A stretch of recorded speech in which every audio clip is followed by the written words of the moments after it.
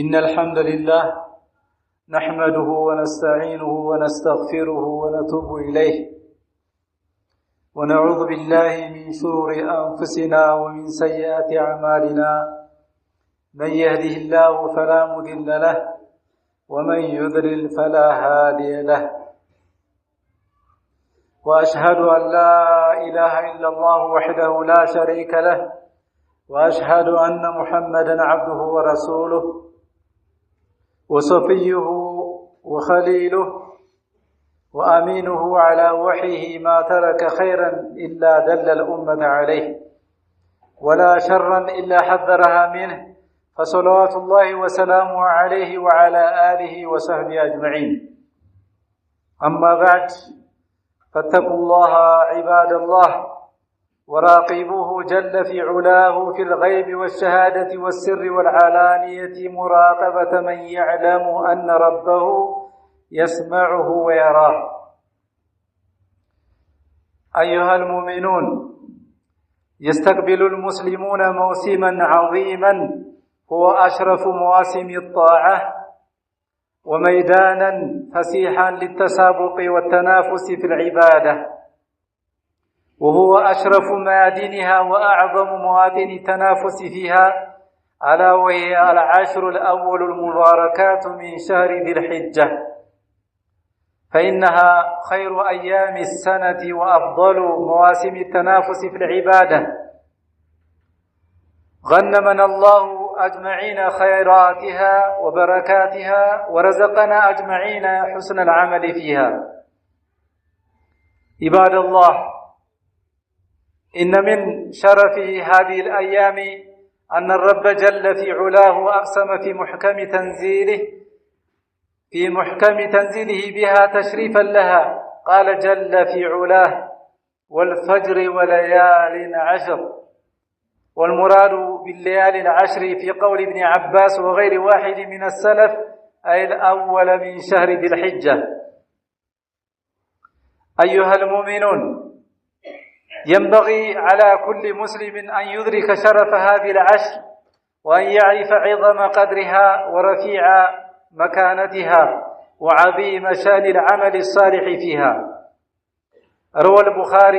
روى الإمام البخاري في كتابه الصحيح، وأبو داود في سننه، وأحمد في مسنده وغيرهم من حديث ابن عباس رضي الله عنهما أن النبي صلى الله عليه وسلم قال: ما من أيام العمل الصالح فيها أحب إلى الله من هذه الأيام، يعني أيام العشر.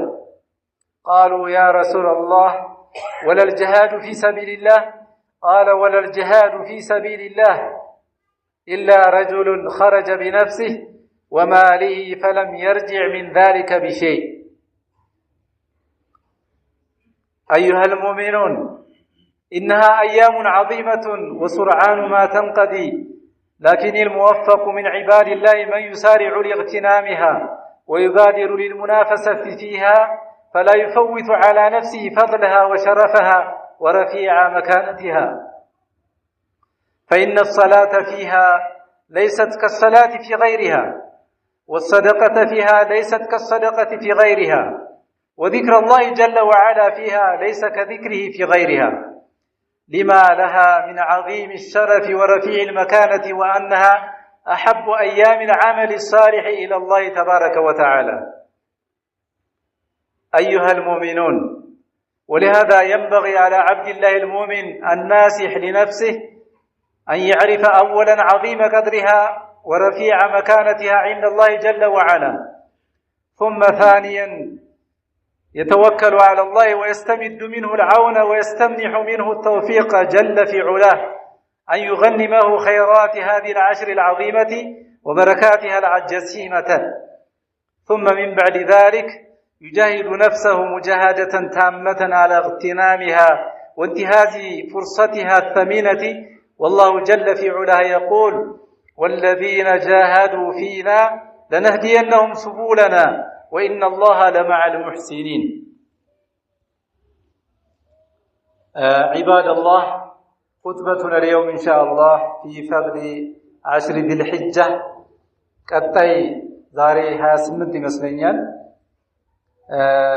ከዚህ በኋላ ዙልቃዕዳ 28 ከዚህ በኋላ የተወሰኑ ቀናቶች ነው የሚቀሩት ኢንሻአላሁ ተዓላ አስሮቹ ዚልሂጃ የሚባሉት ማለት ነው።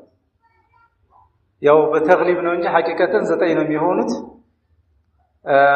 እና እነዚህን ቀናቶች ያው ዒባዳ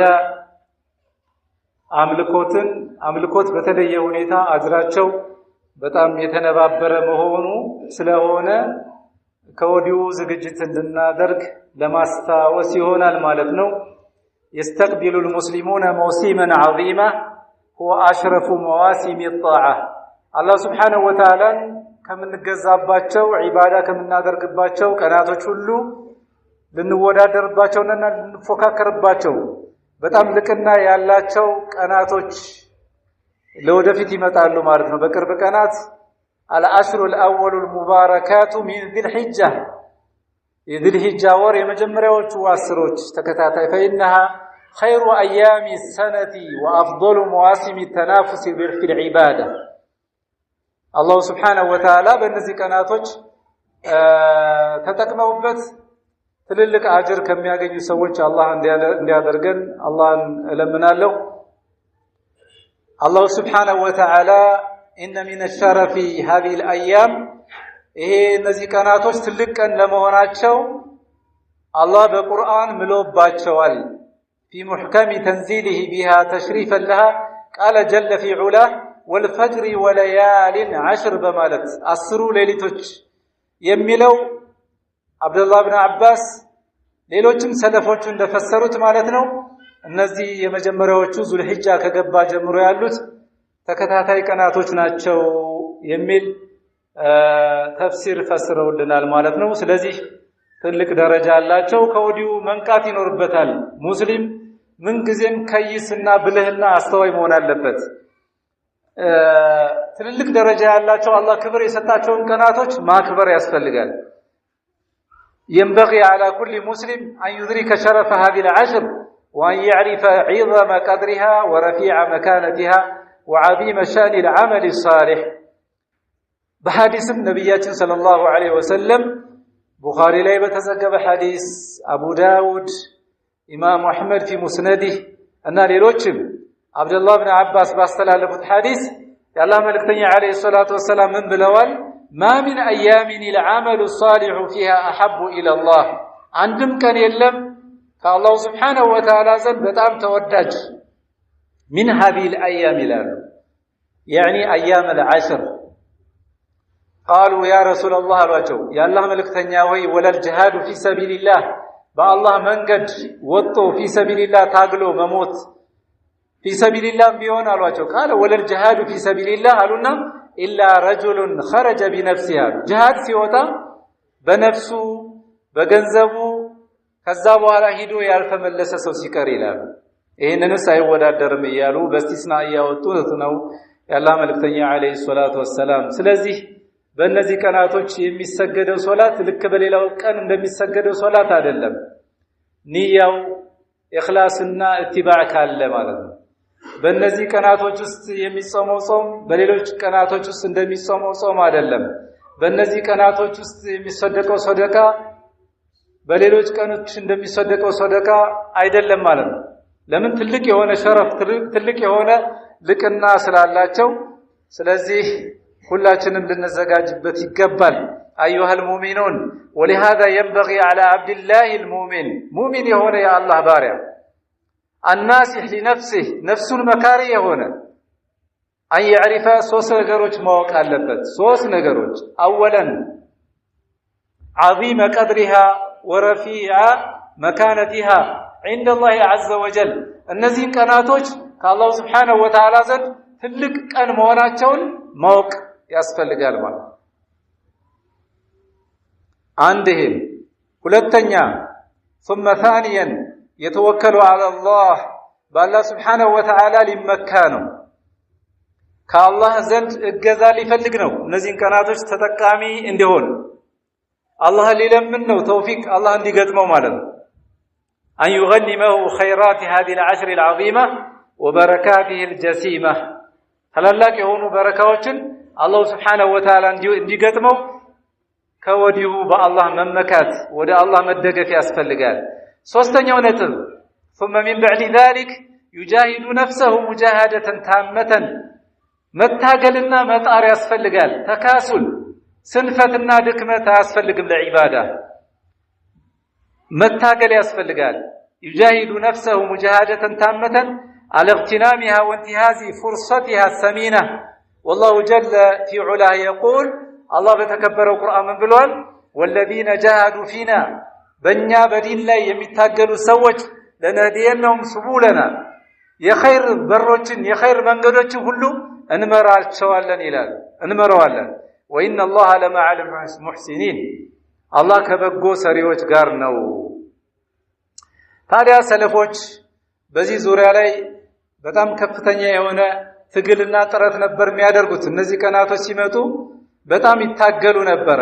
እንዳብነት የሚጠቀሱ ከሰለፎቻችን ሰዒድ ኢብኑ ጁበይር በሂጅራው አቆጣጠር ከ46 እስከ 95 የቆዩ ናቸው። ኢማሙን ሐፊዝ ናቸው፣ ኢማም ናቸው፣ ታቢዒዩን ጀሊል ወሙፈሲሩን ወፈቂህ ኩፊዩን ኩፋ ናቸው። እና እኒህ ሰውዬ በጣም ይታገሉ ነበር በዒባዳ ላይ ማለት ነው። በጣም إذا دخلت العشر الأول من شهر ذي الحجة اجتهاد فيها اجتهادا شديدا برتو የሆነ ትግል ያደርግ ነበር ማለት ነው። حتى ما يكاد يقدر እስከማ በቃ አለመቻል የሚባለው እስከሚገጥመው ድረስ እስከሚያቅተው ማለት ነው። من شدة اجتهاده رحمه الله فعلينا عباد الله أن ندرك فضلها وعظيم قدرها وأن نجاهد أنفسنا على حسن العمل فيها. اللهم أصلح لنا شأننا كله إنه سميع الدعاء وهو أهل الرجاء وهو حسبنا ونعم الوكيل.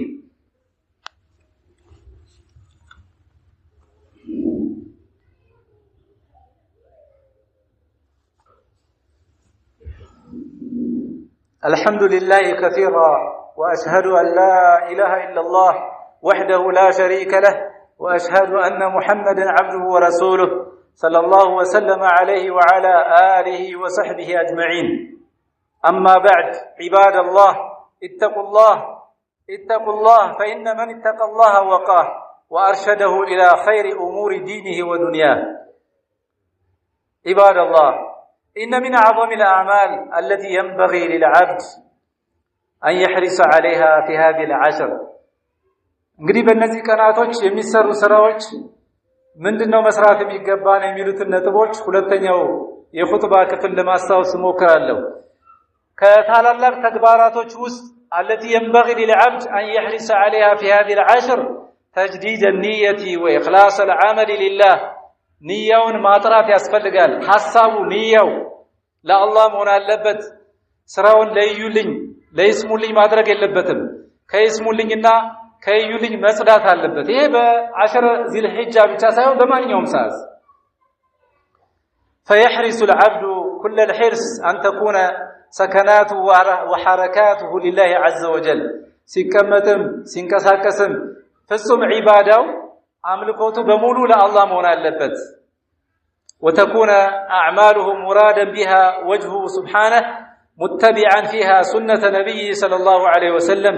قال تعالى في الحديث القدسي الله سبحانه وتعالى بحديث القدس من إلال أنا أغنى الشركاء عن الشرك.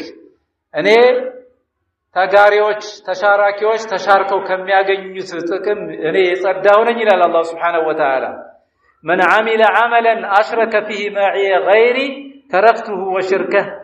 ከኔ ጋር ሌላን አካል ጨምሮ አንድን ስራ ሰርቶ የመጣ ሰው ማንኛውም ስራ ሊሆን ይችላል عملا تركته وشركه እሱንም እስከ ሽርኩ ተወዋለሁ። ያ ሰው ይመንዳህ ነው። እኔ አላህ ራሱን ነፃነቱን ይገልጻል ማለት ነው። ስለዚህ ዒባዳችን አምልኮታችን ለአላህ Subhanahu Wa Ta'ala መሆን አለበት። ሁለተኛ ومما يشرع من الأعمال في هذه العشر በእነዚህ 10 ቀናቶች ከሚተገበሩ ተግባራቶች المحافظة على الفرائض والواجبات فرض ሶላቶች ዋጅባቶች ላይ ሙሐፈዛ መጠበቅ በማንኛውም ሰዓት መጠበቅ እንደሚገባን በእነዚህ ቀናቶችም ደግሞ 5 ወቅት ሶላታችን መጠበቅ ይኖርብናል። قال الله تعالى في الحديث القدسي وما تقرب إلي عبدي بشيء أحب إلي مما افترضت عليه نبيله ምንም ባሪያው መቃረቢያ ነገር የለውም وما تقرب إلي عبدي بشيء أحب إلي ከኔ ዘንድ በጣም ተወዳጅ مما افترضت عليه በሱ ላይ ግዴታ ካደረኩበት ውጪ ከኔ ዘንድ በጣም ተወዳጅ ተግባር የለም ይያለ ነው አላህ Subhanahu Wa Ta'ala የሚቃረብበት ባሪያው ማለት ነው። ثالثا ሶስተኛው وما يشرع كذلك في هذه العشر الصيام በእነዚህ ቀናቶች ከሚወደዱ ተግባራቶች ጾም ነው። ያው በጾም ዙሪያ ላይ 10 ዚል ሒጃን ጾመውታል የሚለው ሐዲስ ችግር ያለበት ቢሆንም ማለት ነው ችግር እቅራብ አለበት ይላሉ ዑለሞች እነ ሼኽ ኢብኑ ባዝ وكذلك ሌሎችም ዑለማዎች ማለት ነው። ሐቂቀተን ካየነው ግን ያው አዕማል الصالحة ما من أيام العمل الصالح فيها خير وأحب إلى الله بميلو ስለሚካተት ጾም ይገባናል። አራተኛ ومما يشرع كذلك في هذه الأيام الفاضلة كثرة الذكر والتهليل والتسبيح والتكبير والتحميد ذكر ማብዛት لا إله إلا الله سبحان الله الله أكبر الحمد لله የሚሉትን ዚክር ማብዛት ይገባል። ይሄን በተመለከተ ሐዲስ መጥቷል ما من أيام أعظم عند الله ولا أحب إليه العمل فيهن من هذه الأيام العشر فأكثروا فيهن من التهليل والتكبير والتحميد أبزوا بالنزي كناتوج لا إله إلا الله የሚለውን ዚክር الله أكبر የሚለውን ዚክር الحمد لله የሚለውን ዚክር أبزوا وكان ابن عمر وأبو هريرة ابن عمر أبو هريرة رضي الله عنهما يخرجان إلى السوق بالنزي كناتوج ወደ ገበያ ይወጡ ነበር في أيام العشر يكبران تكبيرا ያደርጉ ነበር ويكبر الناس بتكبيرهما ሰውም ተከትሏቸው ተክቢራ ያደርግ ነበር ማለት ነው። አምስተኛ ومما يشرع في هذه العشر الأضحية في يوم النحر يوم النحر أضحية አለ ይሄም እንዳይዘነጋ ነው። ويسن لمن أراد أن يضحي أن لا يأخذ من شعره ولا أظفاره شيئا من دخول شهر ذي الحجة ذو الحجة ወር ከገባ ይዞ ለማረድ ሐሳቡ ያለው ሰው እና አቅሙ ያለው ሰው ጸጉሩን ጥፍሩን መቁረጥ የለበትም። أن النبي صلى الله عليه وسلم أم سلمة باستلالفته حديث إذا رأيتم هلال ذي الحجة وأراد أحدكم أن يضحي فليمسك عن شعره وأظفاره حتى يضحي إلى أضحية اسكم يرد ድረስ ጥፍሩን ከመቁረጥ ጸጉሩን ከመቁረጥ ይቆጠብ ይላሉ። መቆጠብ ይኖርብናል ኢንሻአላህ። فاستعينوا بالله على اغتنام عشركم وجدوا واجتهدوا فما هي إلا أيام قليلة ينقضي تعبها ويبقى عظيم أجرها عباد الله. فنسأل الله جل في علاه أن يحفظ حجاج بيت الله الحرام وأن يتولاهم بالمعونة والتوفيق وأن يرزقهم اليمن والأمان والعافية والمعافاة وأن يغنمهم خيرات هذا الحج وبركاته العظيمة وأن يغفر لنا ولهم ولجميع المسلمين. وصلوا وسلموا رعاكم الله على محمد بن عبد الله كما أمركم الله بذلك في كتابه فقال إن الله وملائكته يصلون على النبي يا أيها الذين آمنوا صلوا عليه وسلموا تسليما. وقال صلى الله عليه وسلم من صلى علي صلاة صلى الله عليه بها 10. اللهم صل على محمد وعلى آل محمد كما صليت على إبراهيم وعلى آل إبراهيم إنك حميد مجيد. وبارك على محمد وعلى آل محمد كما باركت على إبراهيم وعلى آل إبراهيم إنك حميد مجيد. وارض اللهم عن الخلفاء الراشدين أبي بكر وعمر وعثمان وعلي. وارض اللهم عن الصحابة أجمعين ومن تبعهم بإحسان إلى يوم الدين وعنا معهم بمنك يا أكرم الأكرمين. اللهم أعز الإسلام والمسلمين. اللهم انصر من نصر دينك وكتابك وسنة نبيك محمد صلى الله عليه وسلم. اللهم انصر إخواننا المسلمين المستضعفين في كل مكان. اللهم كن لهم ناصرا ومعينا وحافظا ومؤيدا. اللهم آت نفوسنا تقواها وزكها أنت خير من زكاها أنت وليها ومولاها. اللهم اغفر لنا ولوالدينا ووالديهم وذرياتهم وللمسلمين والمسلمات والمؤمنين والمؤمنات الأحياء منهم والأموات. ربنا آتنا في الدنيا حسنة وفي الآخرة حسنة وقنا عذاب النار. وآخر دعوانا أن الحمد لله رب العالمين.